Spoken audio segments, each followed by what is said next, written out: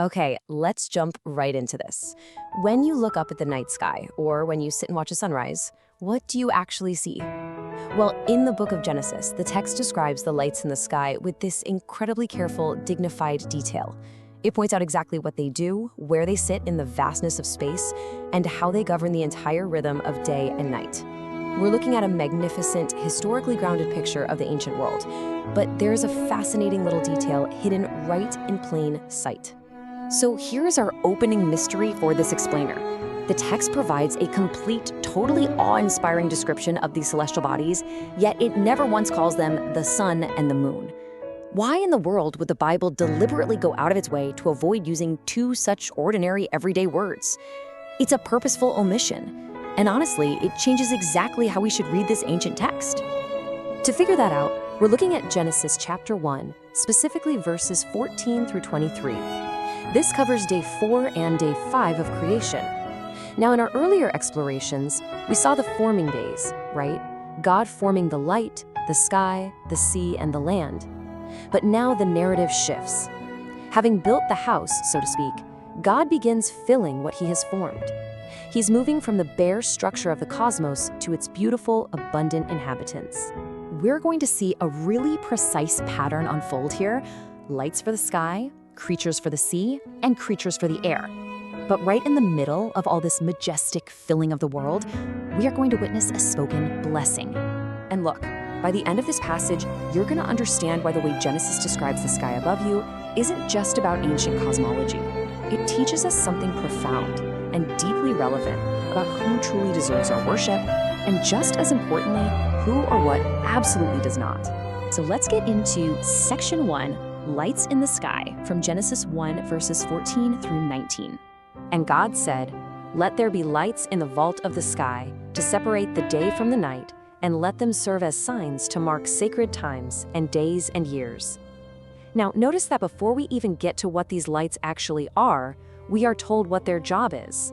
They have a specific function: marking time, marking sacred seasons, and governing the rhythm of day and night. They're part of a finely tuned, ordered system. Then the text continues. God made two great lights, the greater light to govern the day, and the lesser light to govern the night. He also made the stars. God set them in the vault of the sky to give light on the earth, to govern the day and the night, and to separate light from darkness. And God saw that it was good. And there was evening, and there was morning, the fourth day.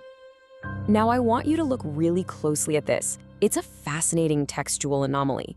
Genesis has described the sun and the moon in absolute, complete detail. It tells us their exact purpose and their placement, but it completely avoids their actual names. Instead of saying sun and moon, it deliberately calls them the greater light and the lesser light. So the crucial takeaway here is this. This is not some accident of translation. This is exactly how the original text intentionally describes them. It defines them strictly by what they do rather than by their given names. You see, they are functionaries. They are workers doing a job. And this brilliantly illustrates a massive historical point. In the ancient world, the sun and the moon were widely worshipped as gods. People saw them as divine beings with their own absolute power. But by describing them only by their function, as created things just doing a job that God gave them, Genesis is quietly but firmly refusing to treat them as divine. It's stripping them of their godlike status with ever having to shout about it. Actually, the Bible is very clear about this elsewhere. In Deuteronomy, it gives this really straightforward warning. Do not be enticed to bow down to them and worship things the Lord your God has apportioned to all the nations under heaven. Genesis 1 doesn't even need to argue the point defensively. It just simply describes the sun and moon the way you would describe any other useful, created part of God's house.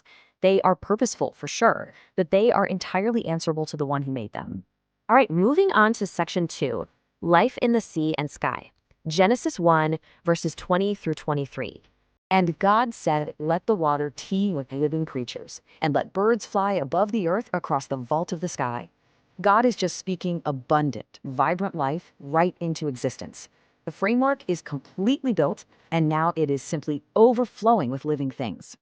So God created the great creatures of the sea. Now, in other ancient Near Eastern texts, great sea creatures or sea monsters were often depicted as these fearsome, chaotic powers. They were literally seen as powerful rivals to the gods. But here, Genesis keeps it incredibly simple and grounded. It doesn't present them as fantasy sea monsters. God made them according to their kinds, and they are simply good creations. Just like the sun and the moon, the biggest, most awe-inspiring things in the sea are not rivals to God. They're just more of what He beautifully made. And here we reach the true emotional high point of this passage. The text says, God blessed them and said, be fruitful and increase in number, and fill the water in the seas, and let the birds increase on the earth. And there was evening, and there was morning, the fifth day. Just stop and think about the gravity of this moment for a second. God bless them. This is actually the very first time in the entire Bible that God speaks a blessing.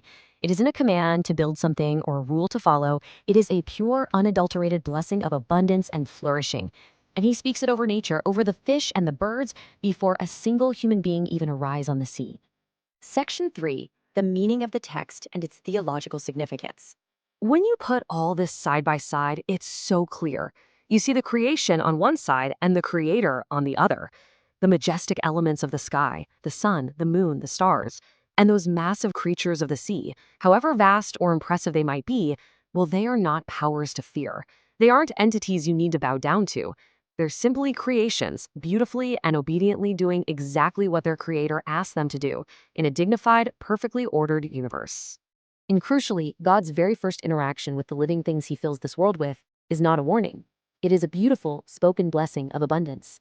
He looks at this teeming, vibrant life, and He simply blesses it. Which brings us to section 4, real life application. What does this mean for us today? The truth is, every single generation is tempted to give ultimate weight to created things instead of their creator. But this text reminds us that whatever seems biggest or most powerful in our lives, whatever holds that place of awe or fear for you right now, it's still just a created thing. It's just part of the world God made, and it was never ever meant to take His ultimate place. So, just to summarize what we've unpacked here today, Genesis 1 reveals a quiet but totally deliberate refusal to elevate the sun and the moon to divine status. It firmly establishes God's ultimate, unquestioned rule over the most massive, awe-inspiring sea creatures, turning what people thought were chaotic monsters into simply good creations. And it introduces the Bible's very first spoken blessing. God ordered the universe to show that absolutely nothing rivals Him, and yet everything in it is blessed by Him. So, the sky now has its lights. The sea and the air are absolutely teeming with their creatures. But there is still one more day of creation left in the sequence. And day 6? Well, that's the day that everything in this chapter, everything we've looked at so far, has been building toward. If you want to continue this journey through Genesis one passage at a time, make sure to subscribe to Berhan Bible. Until then, I want to leave you with this. In your own life, are you giving the reverence that belongs to the Creator, to the things He simply created?